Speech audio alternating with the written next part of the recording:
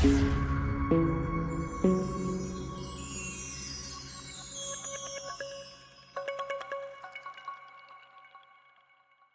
Dust Between Worlds.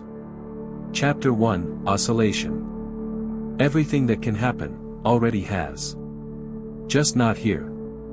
From the Multiple State Theory by Professor A. Heisenman. He did it. Aisha's words hung in the air like a spark in silence. A faint scent of ozone drifted from the ionization coil, a quiet signal that something had happened. Mark didn't respond right away. He stood frozen before the monitor, staring at the graph. The familiar sine wave he'd reviewed every morning for the past 3 months had suddenly changed. It had split. And in a blink, it began to pulse, as if reality itself had started to oscillate. "You see that?" he asked, his voice trembling. He knew this wasn't a glitch. Not interference. The signals coming from 2 time states simultaneously, Aisha said slowly, fingers moving across the keyboard. One is delayed by 7 nanoseconds. The other leads by 6. Causality violation, Mark muttered. But that's impossible. They exchanged glances.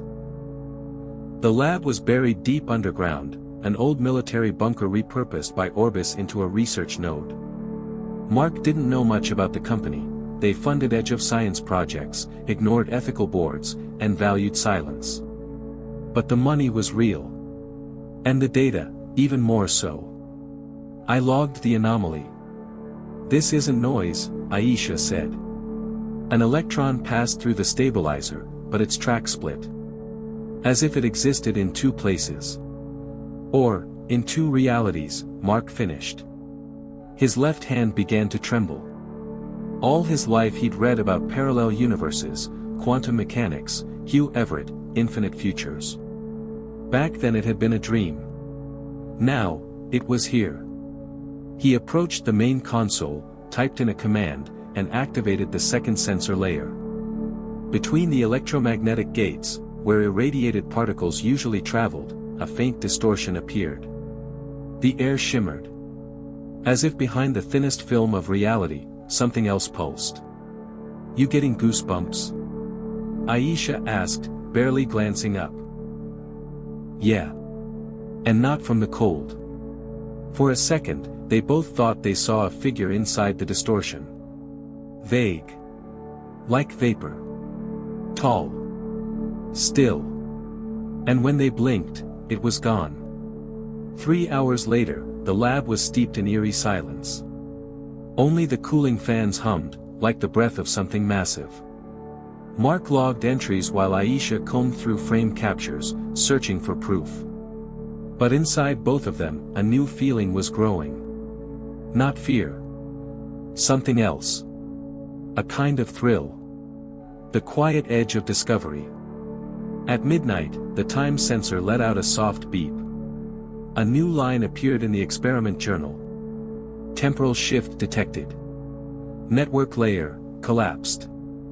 Access, granted. "You add that?" Aisha asked. "No," Mark's face turned pale. "Then who did?" They turned together toward the distortion. It glowed softly, like moonlight through water. And from within that glow came a whisper. Quiet. Human. "You always wanted to know how it really is, didn't you? Then go." And for one fleeting moment, everything vanished. Time. Space. The walls of the lab. Only the dust remained. Settling on screens, on keys. On memory. Chapter 2, The Version. Mark didn't wake up in the lab. He was lying on a cold floor, concrete, rough and damp. The light above flickered weakly, tinted yellow, as if filtering through aging glass. The air was thick with the smell of mold and dust, but not the usual kind. There was something oddly sweet about it, like the scent of old books left unopened for too long. He sat up and looked around. A lab? No.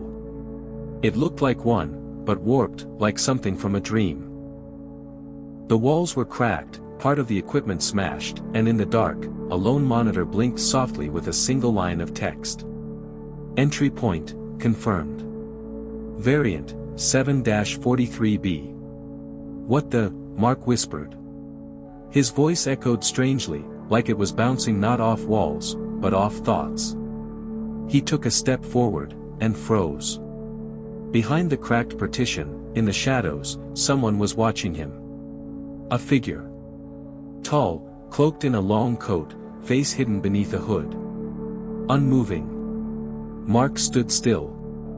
The figure stepped closer. "You're me," the stranger said. The voice, familiar. Deeper. Rougher. "Who are you?" Mark took a step back.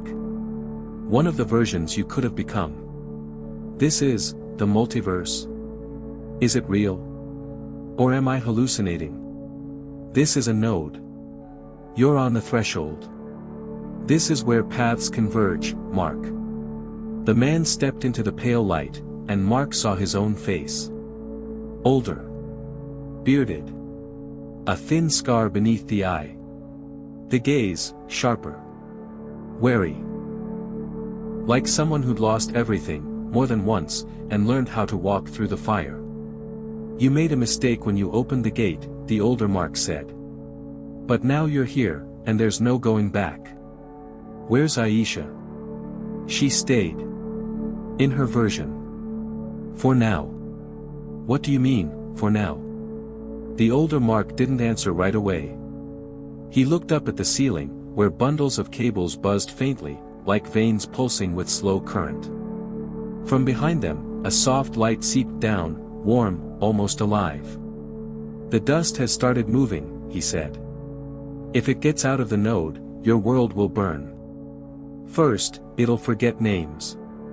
Then faces. And then, it'll disappear." "What is the dust?" "Residual probability. What was? What could have been? In every reality, it behaves differently. But it always wants the same thing, to spread." Mark fell silent. His mind was a blur of broken signals. Fear. Confusion. And yet, something in this man rang true. Not just his voice, the way he moved, paused, looked through things. Through time. "So you knew I'd end up here?" Mark asked quietly. "I hoped." "Why?" The older version walked over to a console. Its screen lit up on its own. A map appeared, not geographic, not temporal, but something in between, a network, a tangled weave of threads crossing and knotting in glowing junctions. At the center, a white flare pulsed. "This is the lattice of realities. And right now, your world is at the center. Because you were the first to pass through willingly. So there were others. There were. They vanished. Or were taken by the dust. And now it's you. And you have to choose." Mark stared at the map. The threads shifted slightly, alive. In one of the nodes, a red light blinked. Then another. And another. Faster. "What's happening?" "Collapse. The nodes are destabilizing. Realities are bleeding into each other. We have to go deeper, to the source. Where the dust was born. And what do we do when we get there? We find out who let it loose. And why it wants to erase us." Mark swallowed hard. He looked at himself, this other self. And for the first time in a long time, he didn't feel alone. He felt something stranger. Something terrifying. A kind of kinship. Chapter 3, The Depth. The most fragile place in the entire multiverse isn't at the edge. It's at the center. Because that's where realities argue about which one is real. From the Personal Journal of Alternate Mark, Node 7-43b. The transition was strange. Not like a step. Not like a jump. More like a fall, inward. The world outside dissolved, like old film melting in heat. Colors bled away. Space collapsed. Only sound remained. Whispers. Millions of voices speaking all at once. Simultaneously. Aisha's voice. His mother's voice. His own voice, arguing with someone. The voice of the child he once was. All of them, fused into a swarm, buzzing in his skull like bees. And then, silence. Mark came to, standing. They were on a street. A city. Rain. Buildings around them looked familiar, but twisted, as if built in haste, or at the wrong angle. Streetlights flickered, not in rhythm, but in the cadence of breath. There were no people. Only reflections. "Where are we?" Mark asked. "The deep layer," his counterpart replied. "Fragments of realities bleed together here. What's left? What might have been? This is my city. One version of it. A world where you died in a car accident during your second year. Where Aisha never left Laos. Where Orbis never got funding. But the dust is already here." He pointed upward. At first, Mark didn't understand what he was looking at. Then, he did. Rain wasn't falling from the sky. Dust was. Tiny, glowing, like radioactive snow. It drifted down slowly, weightless, and wherever it landed, things began to warp. A wall became soft, like cloth. Asphalt sank into pits. A billboard started showing faces, their faces, with warped, grinning mouths. "We can't stay long," the older Mark said. "The dust tunes itself to your mind. It'll start showing you what you want. Or what you fear. What are we looking for?" The elder pulled out a device, a rectangular box with pulsing lines and a needle-like cursor. It spun slowly, like a compass searching for something unseen. "There," he nodded. "Where it's born." They walked through the empty city. As they passed shop windows, Mark didn't see glass, he saw memories. Himself at 7, running along a shore. Crying in a hospital. Aisha, laughing. His father waving, alive, though dead for 12 years. All of it flickered in the reflections. The dust used them like bait. "Why didn't you destroy this layer?" Mark asked. "Because we need it. Somewhere in here is the answer. Someone opened it. Someone not from our world. And they're hiding here." They turned down an alley. At the end, an old door. Behind it, golden light leaked out, warm, inviting, but wrong. Like a smile you never asked for. The older Mark exhaled. "Brace yourself. You're about to see something that shouldn't exist." "Like what?" "Yourself. But not just another version. A moment that never happened. But could have changed everything." They stepped inside. It was a room. Small. Cozy. Books on the shelves. A kettle. A glass table. And in the center, him. Mark. Younger. Smiling. Across from him, Aisha. Laughing, a wine glass in her hand. Mark leaned in and kissed her, soft, slow. As if nothing else in the world mattered. "What is this?" he whispered. "A branch that never grew," the elder said. "You stayed together. Left the lab. Moved to Copenhagen. Opened a workshop. One choice. And everything changed." Mark stepped closer. He could smell the tea. He could hear her laugh. He didn't know if he was crying or smiling. Maybe both. Then, the glass trembled. And the dust flooded the room. Aisha vanished. The room turned inside out, like peeling skin. The other Mark screamed, and his face melted, like wax in fire. Only a whisper remained. "You weren't meant to see this." The elder Mark yanked him back, and they stumbled into the hallway, into the swirling dust. Reality was collapsing. Buildings crumpled into themselves. Wherever the dust settled, it erased. "Run," he shouted. 2 jumps left to the core. They dove into a seam between realities, and everything went black again. But this time, something waited in the dark. A woman. Dressed in black. Her face, smooth, featureless. And her voice, both male and female at once. "You're getting close." But it wasn't you who opened the gate. Then who? Mark asked. Her. Who? A version of Aisha. From the world where you died. And the world vanished again. Chapter 4, Shards. Love is the greatest catalyst. It can build a universe. Or destroy it. From the Orbis Archive, Classified File, A43B Aisha. This time, the transition was cold. Mark felt as though he'd been turned inside out, stripped of breath. He collapsed to his knees, lungs burning, a taste of iron in his mouth. The air was thick, like resin.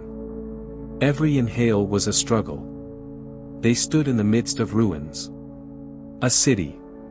His city. But not quite. The towers were charred husks. Cars rusted where they had died in the streets. The sky was scorched, like after a nuclear fire, yet there were no signs of bombs. Around them stretched silence. Not just the absence of sound, something deeper. As if noise itself had died here. The older Mark helped him to his feet. "Where are we?" "A world where you died." "And she survived." "What did she do?" "She opened the gate. On her own. Without you." They walked through the streets, their footsteps leaving faint, ghost-like impressions in the dust. Everything around them was painfully familiar. And horrifying. Mark recognized the library where he and Aisha once argued about thermodynamics. It now lay on its side like a wounded beast. He saw the coffee shop where she had kissed him on a dare. Its ceiling was now tangled with hanging wires, like roots growing from a dead tree. And everywhere, mirrors. Abandoned screens, shattered glass, puddles of rainwater, everything reflected something not quite right. Sometimes it was him. Sometimes her face. Sometimes twisted. Tearful. Sometimes, empty. What happened here? She tried to bring you back. Me? You died here. A car accident in March 2026. She couldn't accept it. She returned to Orbis. Continued your research. Opened the gate, hoping to find you in another version. And what did she find? She found all of you. One by one. Some were monsters. Some were too gentle. And some were erased by the dust. Mark stopped walking. His head throbbed. His double spoke calmly, but every word was a knife, opening something inside him. So the dust isn't just a side effect. It's the result. Reality fractures when it's pierced too many times. The connections snap. And from the rift, comes what now follows us. She's still here. She lives in the city center. The Orbis Tower. At its peak is a mirror, her window into other worlds. She knows you're here. And maybe, she's waiting. They reached a bridge. On its rusted railing, someone had scratched words into the metal, deep and ragged, like with bare fingernails. I won't let him go. Never. Mark looked away. The Orbis Tower rose in the distance, like a splinter jammed into the eye of a dead god. The windows, black. The antennas, twisted. Inside, only footsteps. Their own. They climbed the stairwell. Lights flickered. Whispers echoed far below, too soft to be real. On the 47th floor, a door opened on its own. They stepped through. And saw her. Aisha. But older. Worn down. Eyes hollow, with no trace of light. She sat on the floor, surrounded by thousands of flickering fragments, holograms, all of them. Faces. His faces. Hundreds of marks. Smiling. Dead. Burned. Crying. And in the center. A mirror. Not an ordinary one. It rippled, like water. It did not reflect her. It reflected him. "You came," Aisha said, without looking up. "But not the right one." Again. "Aisha," Mark stepped forward, Shoo. "You don't understand how many times you've started with those words. With that smile. With promises. And every time, you vanished." The older Mark approached the mirror. It shivered. Its reflection twisted, until it showed nothing. Emptiness. "She created a passage," he said. "Not a gate. A corridor. And now the mirror is the heart of the dust. Can we stop it?" the younger Mark whispered. "Only if she lets us." Mark knelt beside her. "Aisha. I'm not yours. But I'm real. And I see you." "Too late," she murmured. "I've erased too much. Done too much. I'm not who I was anymore." Then the mirror spoke. Its voice was hers. His. Theirs.